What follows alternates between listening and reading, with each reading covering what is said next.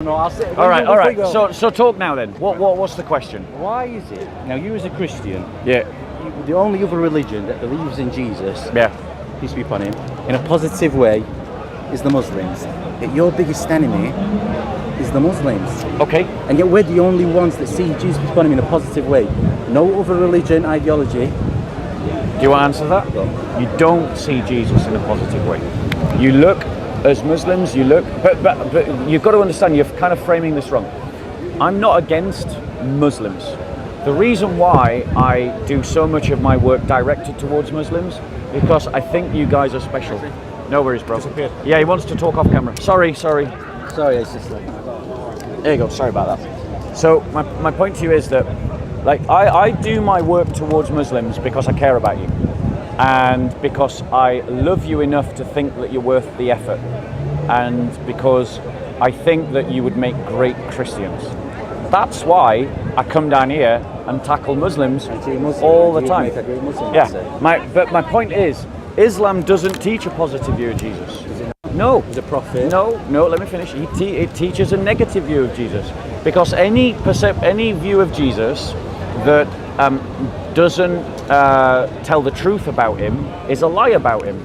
And the truth about Jesus is he's more than a prophet, he's more than a man, he's actually God incarnate. Other religions won't even say he's a prophet. Yeah. They wouldn't even say he's a prophet. Yeah. At least we say he's a prophet. So is that not something beneficial to you? Do you not see that? At least these guys, they see him as something positive.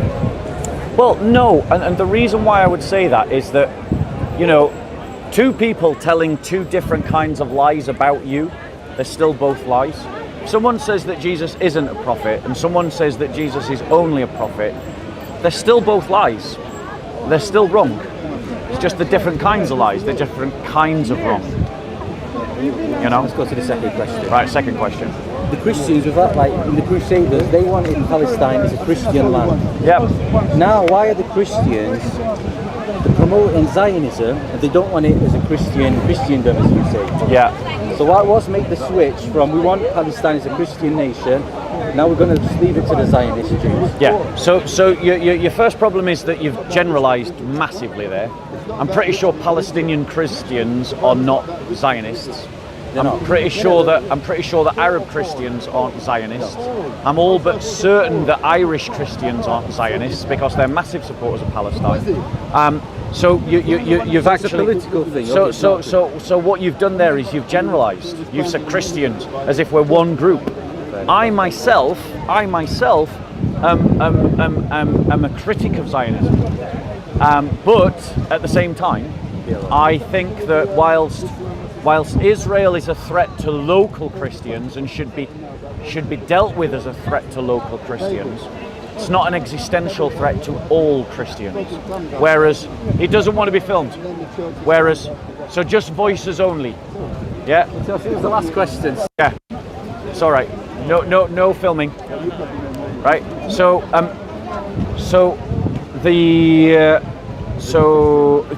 But Hamas and the Islamist groups that have taken over the Palestinian Authority and taken over the Palestinian cause, when they're finished with Israel, they're not going to stop with Israel. They're going to go after other Christians because they are already persecuting Palestinian Christians now. And if Hamas and Islamic Jihad and other Islamist groups are already persecuting Palestinian Christians, it clearly shows that they're an existential threat.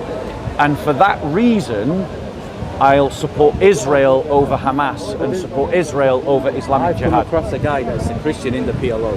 Yeah. I mean, if you've got a Christian in the PLO, how are they going to be? I don't know. The PLO doesn't give equal rights to Christians in Palestine. It is not permitted. It is not permitted by the PLO for Christians to evangelize Muslims. It's not permitted by the PLO for Muslims to convert to Christianity.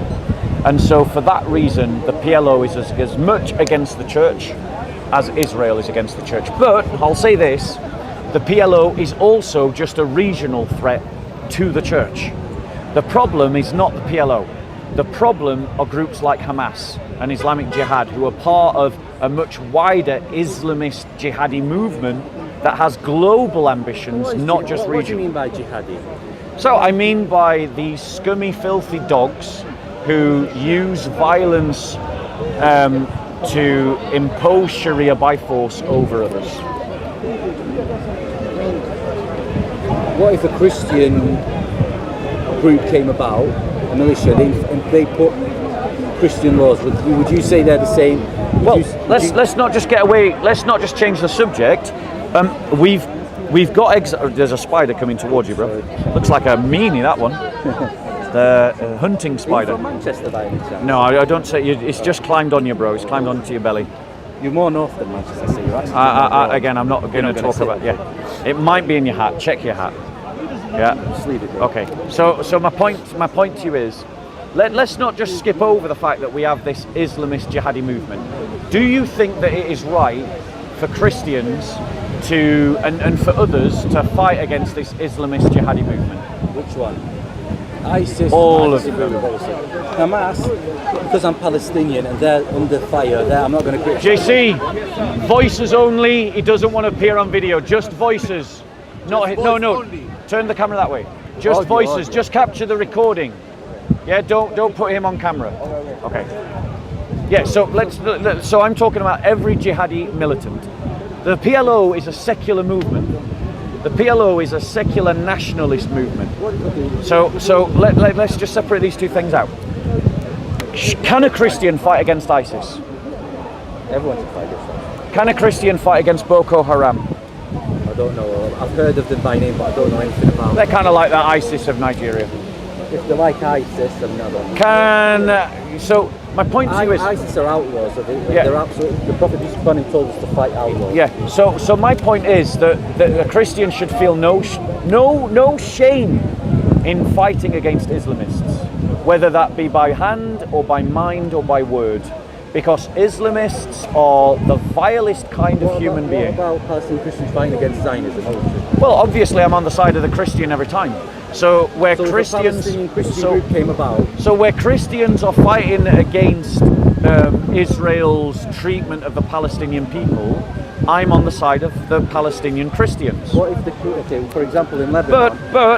But I'm not going to ignore the fact that groups like Hamas and Islamic Jihad and other Islamist groups who have kidnapped the Palestinian cause for their Islamist filthy agenda are persecuting Palestinian Christians, and you shouldn't ignore that either. Don't talk to me about Israel's treatment of Palestinian Christians unless you are willing to condemn every Islamist in Palestine who persecutes Palestinian Christians. Are you willing to do that? I still don't know what you mean by Islamist. Is that just I've a told movement? you. No, hang on. Because ISIS are one thing, Hamas is another thing. I wouldn't put them in the same category. Right, I do, and the reason why I do is ISIS and Hamas are two sides of the same coin. ISIS has in its constitution that it's going to fight the Jews everywhere in the world. It's literally in its own charter. It makes references to the idea of fighting the Jews until Judgment Day. Hamas is committed to the idea of the dimitude of Christians. That means that Christians in an Islamic state set up by Hamas would be second-class citizens, where they don't have the same rights as Muslims. That trashy worldview should rightly be opposed by every decent human being. The question is, are you a decent human being? Are you willing to oppose Hamas's intention of making Palestinian Christians second-class citizens? Anything Hamas does against Islam, I condemn it. But Islam teaches that. The dimitude of Christians. If you talk about, for example, the jizya, that's one thing. Let me tell you about jizya. Right? Yeah, that's dimitude. They don't. Okay, the jizya is, for example, let's say we're in a Muslim nation. Yeah. I pay zakat, you pay jizya, okay? They're not comparative. I have to be in the army. I have to defend you. You're not in the army. That's how it is. I have to be in the army. Yeah. What's the word? Conscription. What's it? You're not in the army. You're not even allowed in the army. Can I reply? Okay. Now, I didn't interrupt you when you said that, please don't interrupt me. Firstly, you've got a false equivalence. Jizya is not equal to zakat. Jizya can be up to, I think, 50%, whereas zakat is set at 2.5%. Zakat is a redistributive tax that only benefits Muslims. Jizya is taken from Christians and is taken and used by the Islamic State, not specifically for the benefit of Christians, but for the benefit of Muslims, particularly to fund jihad against other Christians. Secondly, jizya results in it's kind of like a protection racket. It's saying that if you don't pay this tax, we're going to punish you. Zakat, I agree, has a punishment if you don't pay it. But my point is, they're not comparative. They're not comparative. But the thing is, right? There's no zakat is like a worship, right? Now in Islam, it says no compulsion in religion. So how can we force you to pay zakat in Islam? How can it say no compulsion in religion and make you pay zakat? Jizya is something else, but in return you're protected. I have to be in the army. I have to protect you. Right, hold on. The Islamic armies don't protect Christians. No, Islamic armies in Islamic states uphold the tyrannical caliphate. Well, that's wrong. Let me finish. Islamic armies do not protect Christians. Islamic armies uphold a vile Islamic dictatorship that oppresses Christians as second-class citizens. They are not there to protect Christians, they're there to oppress Christians. That's historically what has happened. Islamic armies have helped to suppress Christians through 1400 years of Islamic history, through every single Islamic caliphate that has ever been anywhere in the world. Christians have been persecuted and Muslim armies have upheld that persecution. My point to you is, bro, like, you believe fantasies about your own religion. You've got this romantic view of your own religion that it just doesn't line up with history, it doesn't line up with facts, and it doesn't even line up with the teachings of your own sources. You're believing a fantasy because you want to think nice things about Islam, but you're not doing the objective study to see if any of those romantic ideals actually work with the facts on the ground. I feel you're looking at it from a negative, trying to find the negative. You're looking at it in a way that will push you to keep Christians to see Islam in a bad way. Islam is bad. Let me give you an example, right? I want to tell you, let's say I started a political party today, and in my manifesto, I said that Muslims couldn't have the call to prayer in the mosque, that they couldn't do dawah, that anyone who converted to Islam should be killed and will be executed, that Muslims have to pay a tax that can be up to 50%, whereas Christians only pay a tax of 20%. And I said to you that you couldn't repair your mosques. You couldn't repair your mosques without our permission. That you couldn't display your faith out in public in a way that people could see. Well, you can have churches. Wait, one second.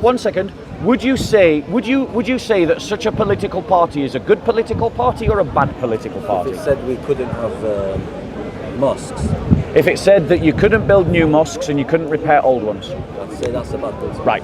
Well, that's exactly what Muslims did to Christians for 1400 years in Egypt and Spain. Under Umar, I know that the Christians, there was churches, and he let the Christians, have churches, and that's what I know. Right, but Umar, you've got to remember the point that this occurred. Thank you. You've got to remember the point that this occurred in terms of Islamic history. The Muslims had literally just conquered the known world, right? They didn't have the administrative power to apply all of Islamic teachings immediately because they were vastly outnumbered by the Christian populations that they just conquered, and they didn't even have the power to govern on a day-to-day basis.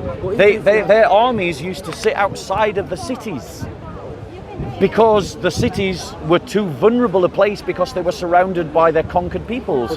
So my point to you is that at the time of Umar, it makes no difference that these things happened. Umar couldn't have stopped them anyway. Even if the Muslims are in full power, there's nothing I've come across, no Quran, no Hadith, that says the Christians can't have churches, the Jews can't have synagogues.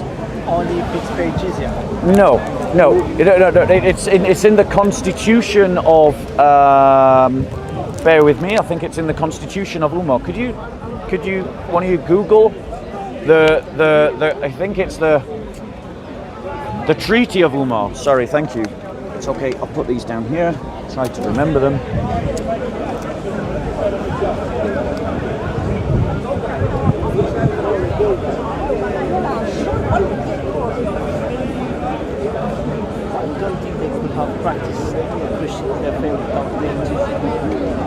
No, of course they have to pay jizya.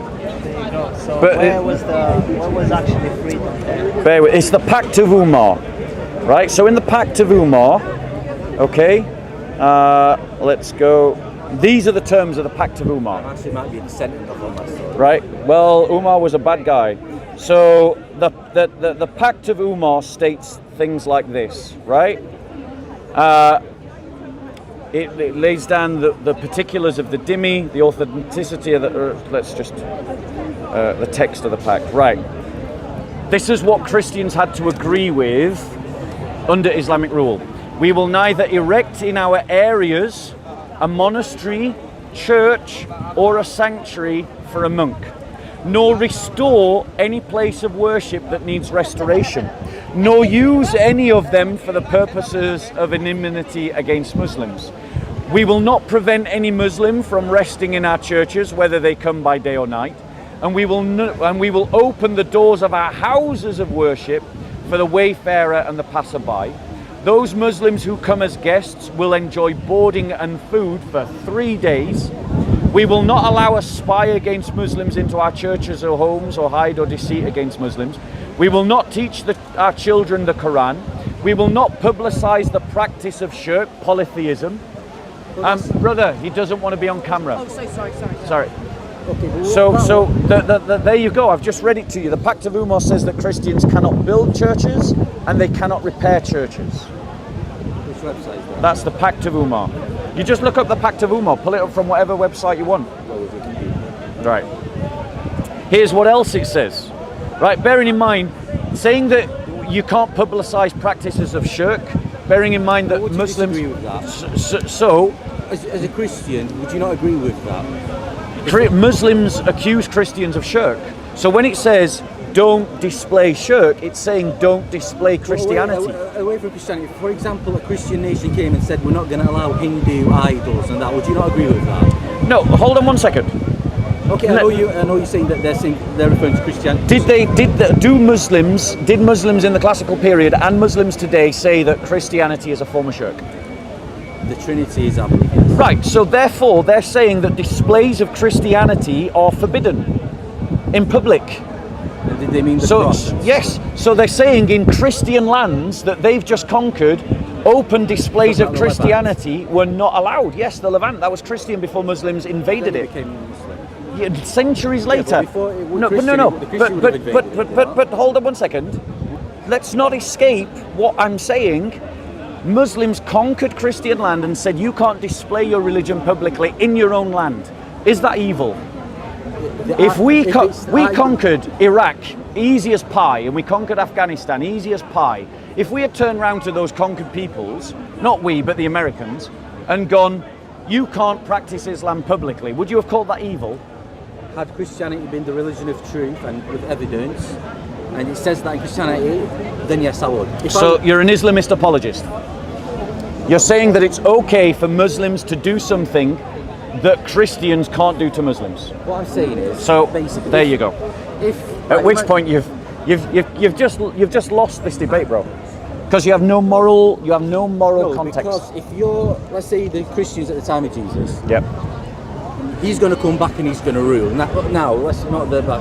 If he's going to say, we believe he's going to end the cross. Yeah. If he's a prophet for me, I have to follow him. Yep. If he's saying we're not allowed to have crosses, I'm not going to say no, democracy, everyone can have the. Yeah, but Muhammad's not a prophet. Well, I believe he is. That's where we disagree. Muhammad's not a prophet, and the reasons why we know he's not a prophet is because. Are you aware that the Quran states that Allah will protect Muhammad from mankind? Did he not do that? Right. Okay. Are you aware that that's what the Quran states? I don't know. Right. I don't know. The Quran states that Muhammad will be protected from mankind. Okay. Are you aware that Muhammad was bewitched? Is that in the Islamic? Yeah, it's in the. Would you like me to show you? Would you like me to show you? Again, I haven't got my Quran on me, so. During his prophethood or before? Yeah, but during his prophethood. Let me show you. So a man bewitched Muhammad, and Allah said that he would protect Muhammad from mankind. So Allah can't keep his promises. And if Allah can't keep his promises, Muhammad, who said that Allah was going to protect him, is a false prophet because he's saying things about God that aren't true. So why, if you don't, so why, if let's say the prophet's point, if you guys believe he's not a real prophet, why is there not another Quran? How come all the people now with the technology, you can get all the Arabs that speak Arab well but are anti-Islam, with all the technology, could you not come up with something better than the Quran? Wait, 1 second, bro, 1 second. No, bro. No, he's just letting him walk away from my argument. Bro, the reality is that's got nothing to do with what we're talking about. I want to see this, I trust this website, right. So yeah. they're talking about this is sunnah.com, right? So, right, I'm just, while you're looking, bear with us. It's a bit, so there's something saying... Right, hold on 1 second, because you said, you interrupted my conversation. Sorry about that, yeah. So that's fine, I accept your apology. So in Al-Mahdi, sorry, not Al-Mahdi, that's not where I'm going, sorry. In Al-Bukhari 4165 it says this. Aisha said, the Prophet I know that verse. used to say, during the illness of which he died, Oh Aisha, I still feel the pain of the food I ate in Kaaba, and this time I feel my aorta is being cut from that poison. The Arabic one, yeah. You pull it up. I ain't got my phone. So that's Sahih al-Bukhari 4165. So Muhammad is saying that he's dying of the poison from the Kaaba. He still feels.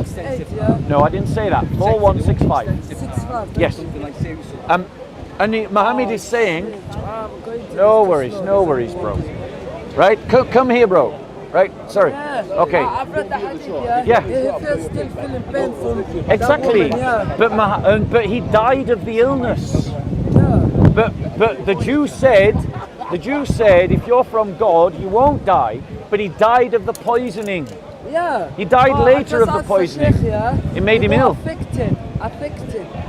Yeah, he was affected. Yeah. But the poison didn't kill him, because my evidence is there is a hadith that I cannot find, which there was I think this might answer something. Sorry, we got two conversations going on. You follow Sahih al-Bukhari. Right, go on. Go on. Well, I trust this website. Yeah. And the question is reconciling between the verse. Yep. Allah will protect you from the people. Yep. And the death of the prophet. That's the question. Yeah. Go on.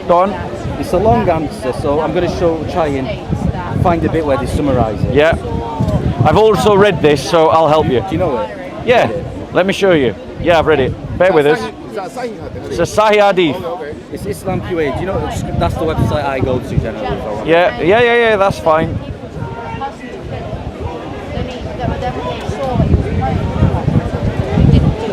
Basically, it's saying that what could have been, there's more than one opinion. It could have meant there's more protection from extensive harm, which is pretty much what I was like. What I first understood.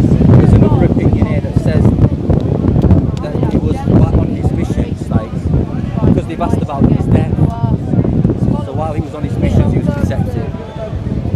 Right. I need to ask someone like this question because it's very specific. I need to ask a scholar.